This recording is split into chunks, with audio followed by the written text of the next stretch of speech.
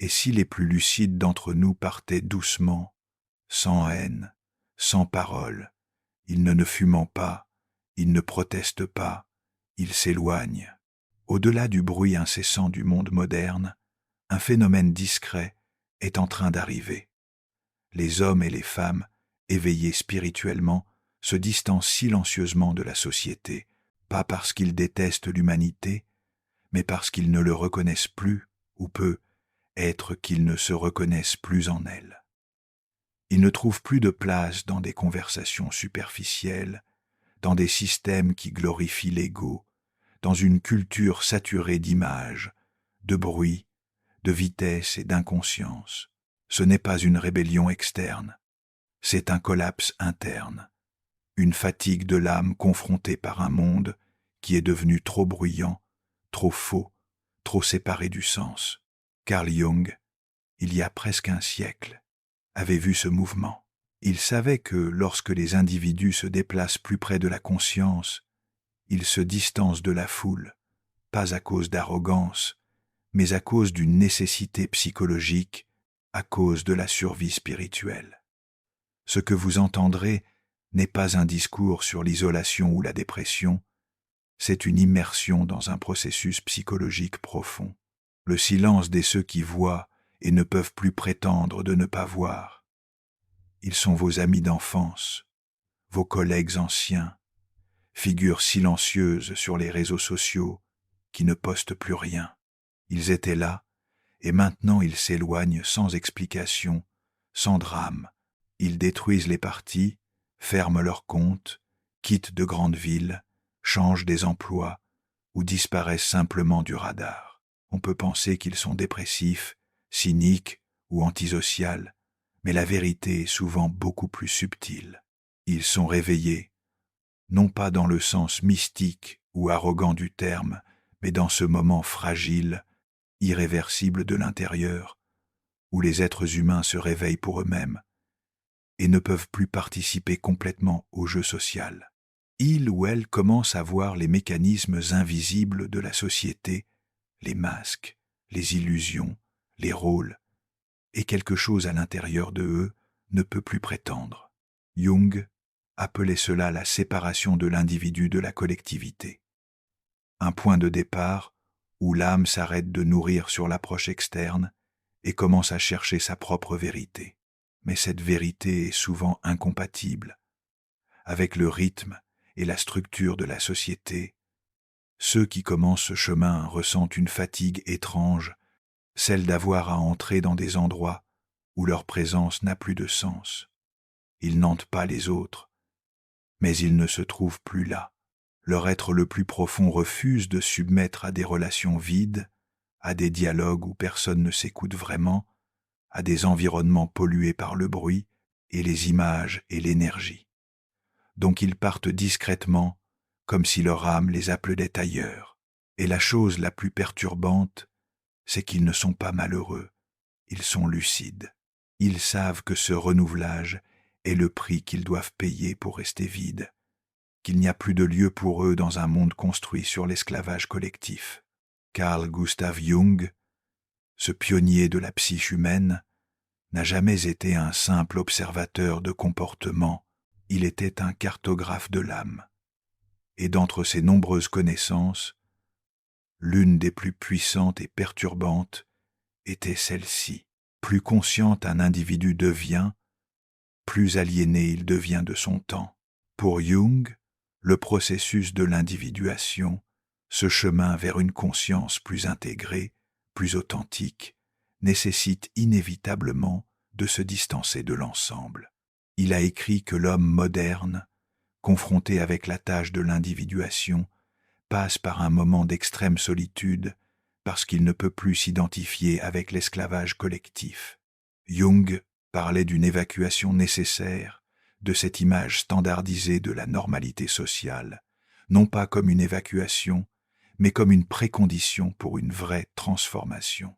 L'individu sur le chemin vers la découverte de lui-même ne peut plus continuer de fonctionner dans un environnement qui le pousse constamment à se trahir, à porter des masques et à repousser ses intuitions les plus profondes.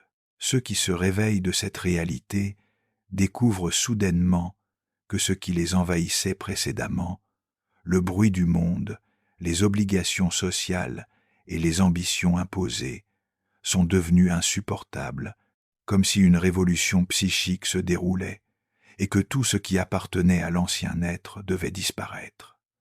Jung ne parlait pas comme un théoriste. Il avait vu ce phénomène dans ses patients, mais plus importantement, il l'avait expérimenté. Il lui-même a passé une période de profonde isolation après son séparation avec Freud. Un retrait que beaucoup croyaient pathologique, mais qui était en réalité un moment d'alchimie. Il savait que la conscience a un prix, et que ce prix est souvent la séparation. Et il a posé une question essentielle qui ressonne toujours aujourd'hui. Pouvons-nous vraiment être nous-mêmes dans un monde qui constamment demande que nous soyons quelque chose d'autre? Son réponse implicite était claire, pas sans souffrir, pas sans se distancier, pas sans disparaître pour un moment à l'œil des autres. C'est la prophétie de Jung, qu'un jour, l'Awaken ne trouvera plus de place dans une société inconsciente et qu'ils devront choisir de rester visibles mais fragmentés ou disparaître mais intacts. Pour comprendre pourquoi l'Awakened a renoncé, nous ne devons pas regarder la surface de notre monde, mais à ce qui le structure profondément, l'inconscient collectif. Jung était l'un des premiers à affirmer que la société humaine n'est pas gouvernée par des raisons mais par des forces invisibles, des archétypes, des impulsions et des ombres repressées. Derrière nos choix, nos croyances et nos habitudes, il y a des contenus psychiques que nous ne contrôlons pas, et ces contenus se manifestent dans les systèmes que nous construisons. Nos économies sont basées sur la peur de perdre. Notre politique s'appuie sur les divisions et les projections de l'ombre. Nos médias commandent l'attention par les impulsions les plus archaïques. Même nos modèles de succès sont étendus avec l'illusion collective, possédant, dominant, séduisant, performant. Le système n'est pas mauvais en lui-même, c'est simplement inconscient. Il fonctionne comme un grand rêve partagé où tout le monde joue son rôle sans demander trop de questions. C'est un mécanisme qui a ses règles, ses récompenses, ses punitions, mais il est aussi une trappe. Tout le monde qui commence à voir ce rêve pour ce qu'il est devient une anomalie. Jung dirait que c'est une trappe dans la matrice, parce que l'Awakened, vu par l'illusion du système, aussi perçoit sa violence symbolique. Il voit comment la société récompense la conformité et punit l'authenticité. Ils sentent que les normes collectives ne sont pas neutres. Ils sont construits pour maintenir l'inconscience, et puis ils se posent une question inquiétante. Comment peuvent-ils continuer à jouer un jeu dont les règles et la déception sont connues? Beaucoup essayent pendant un moment. Ils mettent des masques, se moquent un peu, mais quelque chose à l'intérieur ne les tient plus. Ils s'ennuient, s'exhaustent, se perdent, et puis un jour ils arrêtent, ils quittent le jeu, pas parce qu'ils détestent ce qui reste, mais parce que leur être intérieur ne peut plus prétendre. Ils choisissent le silence, les marges, la forêt, le désert, l'abandon, et c'est là où une autre vie commence, plus invisible, mais infiniment plus réelle. Être éveillé n'est pas un privilège, c'est un poids, un burdeau invisible que seuls ceux qui ont traversé les lèvres de l'inconscience peuvent comprendre. Quand l'esprit ouvre, il ne choisit pas ce qu'il voit, il voit tout. Il voit les jeux de pouvoir derrière la politesse, il voit la peur derrière les masques de confiance, il perçoit les blessures de l'enfance qui s'assemblent dans les relations, les dialogues vides où personne ne s'écoute vraiment. Le drame inutile est créé pour éviter l'impotence intérieure, et cette lucidité s'isole. Ceux qui ont vécu cet réveillement ne sont pas très familiers avec ce phénomène étrange. Plus ils deviennent intérieurs, plus le monde semble blanc pour eux. il devient difficile, même douloureux, de participer à certaines conversations, pas parce que nous croyons nous-mêmes supérieurs, mais parce que nous ne pouvons plus nous détruire. Nous ne pouvons plus rire à ce qui est faux. Nous ne pouvons plus nous prétendre être intéressés à ce qui n'a pas de sens. Nous ne pouvons plus jouer un rôle dans un jeu dont le scénario nous fait mal. Jung avait une décision brutale. La conscience est une blessure. Ceux qui ne voient plus n'ont plus l'excuse de l'ignorance. Ils portent dans eux une responsabilité, parfois silencieuse, parfois heurteuse, celle de ne plus pouvoir retourner. Et cette conscience, si précieuse qu'elle soit, se sépare. Parce que plus nous voyons, plus nous souffrons de l'espace entre ce que le monde prétend être et ce que c'est vraiment. Et dans cet espace, un vertigo s'installe. Une forme d'existence solidaire est la curse du voyeur. Vivant entre ceux qui ne voient pas, sans les juger, mais sans être en mesure de les atteindre non plus. La langue devient difficile, les bridges s'effondrent, les marquages s'éloignent, et puis doucement une voix intérieure commence à siffler. Laissez-vous, retenez-vous, écoutez le silence. C'est ici que vous êtes attendu. Ce n'est pas une punition, c'est un passage, mais c'est aussi un poignet, parce que personne ne vous prépare pour la solitude de l'être conscient. Il y a une vérité que peu d'hommes ont l'air de faire face. La société projette sa douleur sur ceux qui le voient clairement. Jung appelait cela l'ombre. Tout ce que les êtres humains refusent de reconnaître en eux-mêmes, leurs peurs, leurs désirs inacceptables, leur ennui, leur fragilité, leur jalousie, leur violence, et ce que nous refusons d'assumer, nous projetons sur les autres, sur les ennemis politiques, sur les minorités, sur les déviants, sur ceux qui refusent de jouer le jeu, et plus la conscience collective est faible, plus les projections sont violentes. Regardez-vous, les guerres, le radicalisme, les divisions sociales et les polarisations absurdes ne sont pas des événements isolés. Ce sont des symptômes d'une ombre collective inintégrée, un mental commun malade, sans désir de voir ce qui le dérange. Et dans cette atmosphère saturée de tensions inconscientes, l'awakening devient un paratonique. Il ressent, porte et perçoit en conflit parlé, en haine repressée et en douleur déplacée. Il devient comme un réceptacle sensible pour toute cette énergie sombre qui circule dans l'air, mais que personne ne veut reconnaître, et ça les dégénère. Parce que, en voyant par les masques et en comprenant les mécanismes de défense collective, ça ne peut plus être naïf. Il voit que les jugements, la violence et les rejettes ne sont rarement ce qu'ils prétendent être. Ils sont les résidus d'une ombre que chaque personne essaie de jeter à quelqu'un d'autre pour ne pas le porter lui-même. Et puis, une autre forme de solitude s'installe, celle de voir l'aurore non pas comme une erreur morale, mais comme une ombre psychologique que personne ne veut intégrer. Alors, qu'est-ce qu'on fait quand on devient trop conscient de la douleur collective? Quand on perçoit l'inspiration dans un rendez-vous, les tensions latentes dans une famille, les blessures masquées par le succès, on ne se retire pas de peur, mais de la saturation, parce que continuer d'être présent dans un monde qui constamment projette ses chiffres devient insupportable. Ceux qui se réveillent à un niveau profond de conscience ne se rendent pas seulement plus lucides, ils se rendent aussi plus sensibles. Et cette sensibilité n'est pas une erreur psychologique. C'est une conséquence directe d'un réveil. Quand les défenses d'ego tombent, quand la personne s'effondre, quand les masques ne tiennent plus, un autre mode de perception émerge, l'essentiel énergétique. Ce n'est pas quelque chose de mystique ou d'ésotérique. C'est psychique, émotionnel et physique.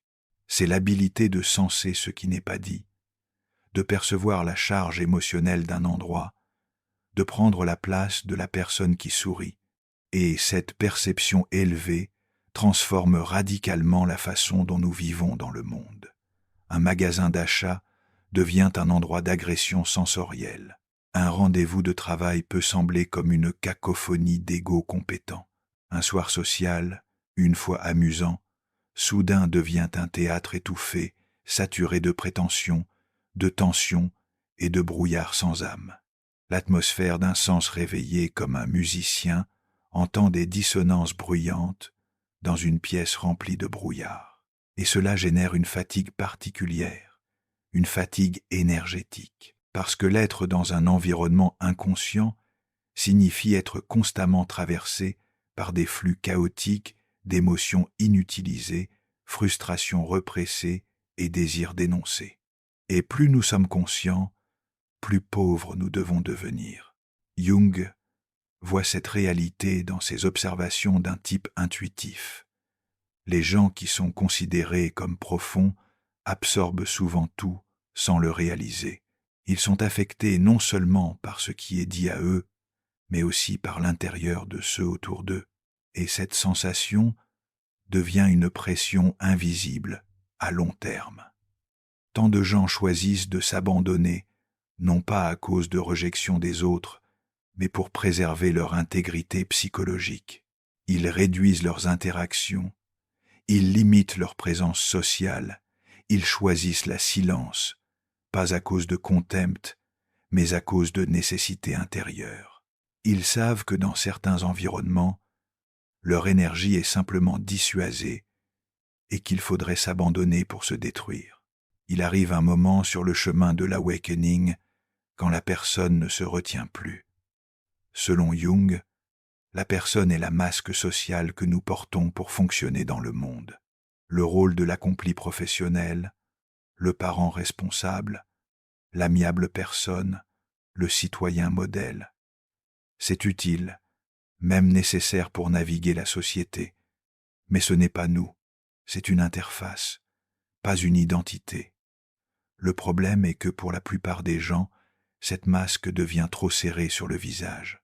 Nous sommes confondus avec le rôle que nous jouons, et la société en général est structurée pour récompenser ceux qui gardent leur masque, même si cela signifie qu'ils s'éloignent de leur vérité intérieure.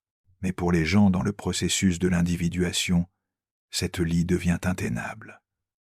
Un jour, une craque apparaît, la masque s'éloigne, et quelque chose à l'intérieur refuse de continuer à jouer. Ce n'est pas un choix intellectuel, c'est un mouvement existentiel organique. La personne collapse parce qu'elle n'a plus d'encre, parce que leur conscience est allée trop loin pour se retourner. Jung a vécu cela profondément. Après sa pause avec Freud, il a passé une période d'intense désorientation.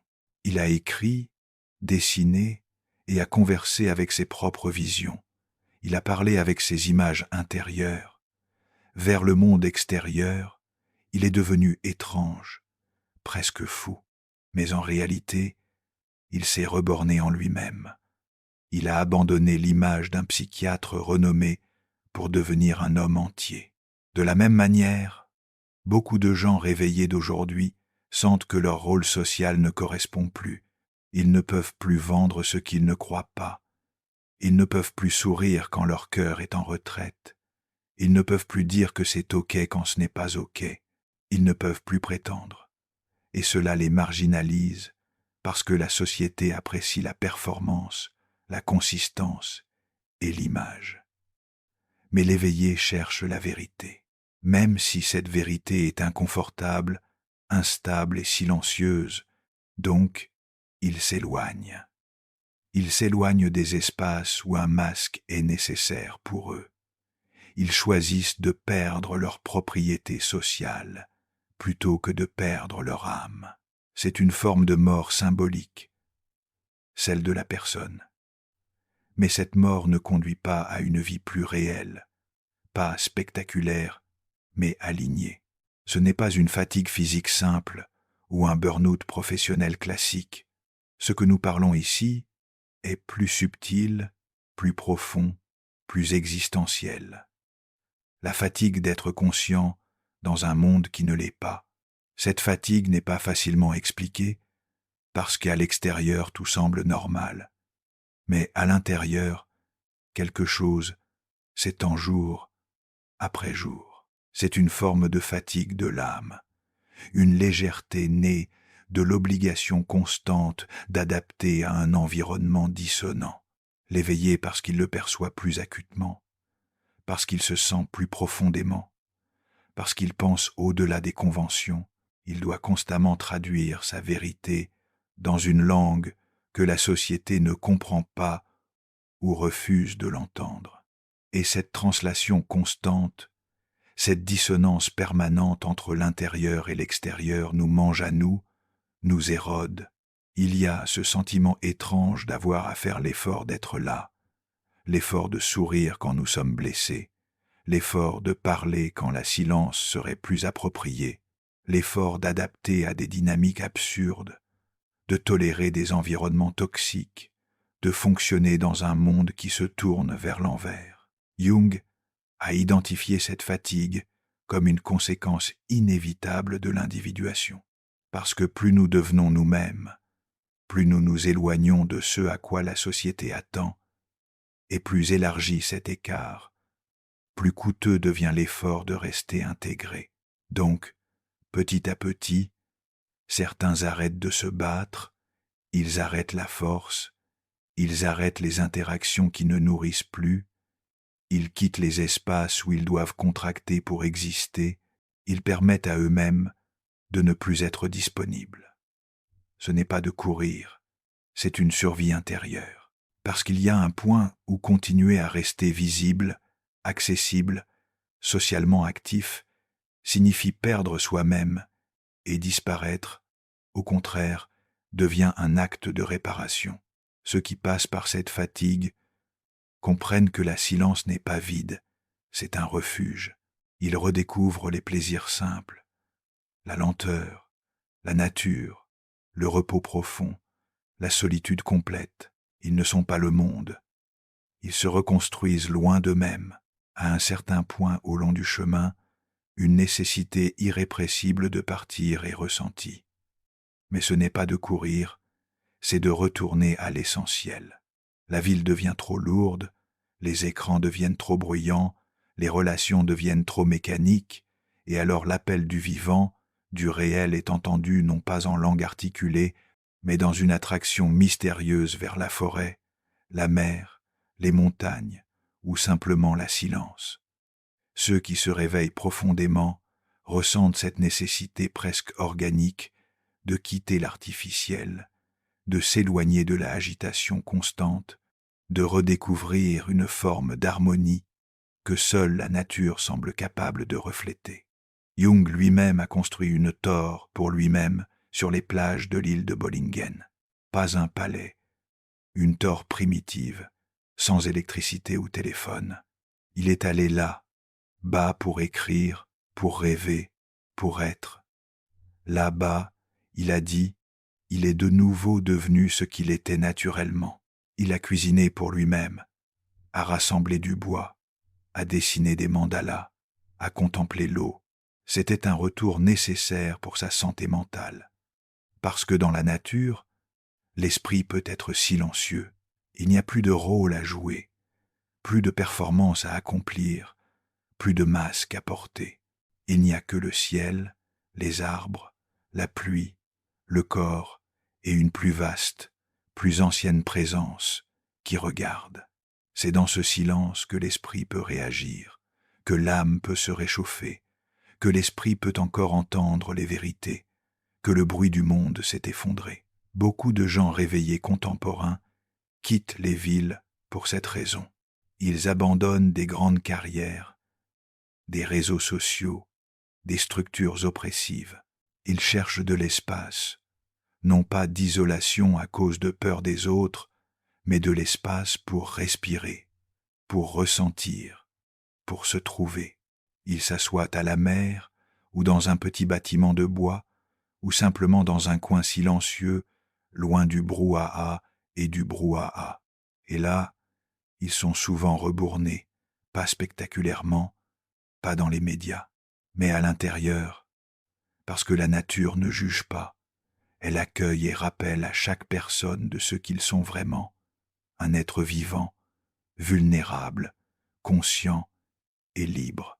Il y a un archétype universel, ancien, qui s'élève par les mythes, les religions et les traditions spirituelles. Le ermite est trouvé dans le tarot, dans les histoires d'initiation, dans le symbolisme des gens intelligents retirés dans les caves ou les montagnes. Il n'est pas un étranger, il est un gardien de la vérité. Jung reconnaît cet archétype comme un stade essentiel dans le processus de l'individuation. Le ermite n'est pas antisocial, il est en gestation. Il ne se retire pas de la misanthropie, mais parce qu'il sent que quelque chose en lui-même doit maturer en silence. Il laisse le monde pour ne pas l'échapper, mais pour le voir clairement, parce que tant que l'on est immersé dans le flux social, dans les rôles, dans le bruit, il est presque impossible d'entendre la voix intérieure. Et c'est cette voix fragile, subtile, profonde que l'ermite apprend à écouter. Cette retraite peut prendre 1 millier de formes, une départure géographique, une retraite numérique, une pause de carrière, une silence dans les relations. Mais derrière ces formes, il y a une réalité psychologique, le descendre en soi-même. Beaucoup de ceux qui disparaissent aujourd'hui expérimentent cette étape. Ils n'ont pas abandonné la société. Ils ont simplement passé dans un autre espace psychique. Ils ne cherchent plus à convaincre, à briller, à être compris. Ils cherchent à s'intégrer. Parce qu'après avoir vu l'ombre ressentir la fatigue et la perception de la dissonance, une question reste. Qu'est-ce que je vais faire avec tout ça? Et Lanceur ne peut pas venir de l'extérieur. Il doit être incubé en silence. Le ermite est donc quelqu'un qui accepte de ne pas être productif, de ne pas être utile, de ne pas être visible pour un temps. Il accepte la douleur fertile. Il entre dans une période que Jung compare à l'alchimie, un processus de transformation lente, intérieure, souvent douloureuse, mais essentielle. Et au-dessus de tout, le ermite n'est pas la fin du chemin. C'est seulement un passage. Un jour, si l'intégration est complète, si la vérité intérieure s'est formée, le ermite peut revenir, transformer, apporter avec lui une lumière que personne ne peut prendre. Mais avant ça, il doit disparaître. Ceux qui ne comprennent pas le processus intérieur de l'awakening croient souvent que l'abandon est une forme d'escapé, que cela reflète la faillite, la dépression, la faiblesse. Mais Jung nous apprend quelque chose de très différent. L'abandon est un acte d'alchimie intérieure. Dans la nature, rien ne grandit sans une phase sous-mère. L'herbe disparaît avant qu'elle germine. L'arbre disparaît, c'est une crise de couverture, et l'âme humaine aussi a besoin de se distancier du bruit pour donner naissance à elle-même. Cet abandon n'est donc pas une rejection du monde, c'est une préparation, une maturation, une incubation silencieuse. Pendant ce temps, l'awakening ne produit pas, ne brille pas, ne participe, mais intérieurement, quelque chose est enlevé, les vérités sont alignées, les blessures sont cuites, les fragments séparés sont réconciliés. C'est un moment où nous nous libérons des loyalties invisibles, où nous nous connectons à notre propre histoire avec une autre perspective, où nous acceptons enfin ce qui ne reviendra jamais et où nous découvrons ce qui, dans nous-mêmes, ne peut plus être négocié. Jung écrit que l'abandon est souvent la condition pour entendre ce que l'essentiel a longuement refusé de l'écouter, parce que dans l'inquiétude sociale, dans la question de la reconnaissance, dans la peur de l'emploi, nous passons nos vies en flûtant de l'essentiel. Et puis un jour, la silence devient inévitable. Elle ne vient pas toujours par choix. Parfois, c'est un abandon, une maladie, un divorce, un burn-out. Mais profondément, ce n'est pas un collapse, c'est une réorientation. Donc, dans l'inquiétude, l'essentiel apprend à vivre sans un rôle, à s'aimer sans un public, à respirer sans expectation, et petit à petit, il devient inhabité de l'intérieur. Il découvre que son identité n'est plus un masque, mais une présence, et que cette présence va un jour pouvoir retourner à d'autres. Mais différemment, il n'est plus un acteur dans le système, mais un témoin, un guide, un porteur de sens. Mais pour cela, il était nécessaire de disparaître pour un instant. Un jour, souvent sans alerte, la silence devient complète. Quelque chose a été réordonné à l'intérieur. La douleur a donné lieu à une forme de paix. Pas une paix naïve, mais une clarté silencieuse née du feu qu'ils ont traversé. C'est alors que certaines personnes éveillées ressentent l'appel de retour. Pas de retourner à leur vieille place, pas de replayer le vieil rôle, mais seulement de revenir différemment. D'une autre position, d'un autre centre, le monde est toujours le même, bruyant, rapide, confus, mais ils ne sont plus les mêmes. Ils ne cherchent plus à convaincre. Ils ne doivent plus être croyés, applaudis ou compréhensibles. Ils sont simplement là, présents, offrants, authentiques. Ils ne retournent pas au centre de la scène sociale. Ils retournent à la périphérie, aux marges, où l'écouter est toujours possible. Ils ne sont pas visibles comme avant, mais leur influence est plus forte, pas parce qu'ils parlent lourdement, mais parce qu'ils parlent correctement. Ce sont les gens qui, un jour, disent quelque chose à vous qui change votre chemin, qui écoutent sans juger, qui voient sans invader, qui offrent une main à vous au moment exact quand vous êtes prêt à tomber. Ils ne cherchent pas à être maîtres. Ils sont devenus miroirs, bridge entre le visible et l'invisible, silencieux témoins d'un autre niveau de réalité. Leur connaissance n'est pas académique, c'est une connaissance embodée née de croissance. Et c'est ce qui est touchant parce qu'ils ne théorisent pas la conscience, ils l'embodient. Ils savent aussi que pas tout le monde est prêt, que certains les verront comme distants, étranges, marginaux, mais ça ne les intéresse plus parce que leur engagement n'est plus dans l'image, c'est en transmission. Et s'ils parlent, s'ils écrivent, s'ils s'accompagnent, ce n'est jamais de dominer, mais de servir. Et parfois, ils restent silencieux parce qu'ils savent que la présence seule peut suffire. Ils sont revenus, mais différemment, et ceux qui sont prêts les reconnaissent. Dans une société qui apprécie la visibilité, la vitesse, la performance, l'apparition semble comme une défaite. Mais pour ceux qui ont croisé les frontières intérieures, cette renouvelée n'est pas une erreur. C'est un mouvement organique de l'âme vers sa forme la plus essentielle. C'est le passage de la forme à l'essence, de la scène à la profondeur, de l'expectation externe à la vérité intérieure.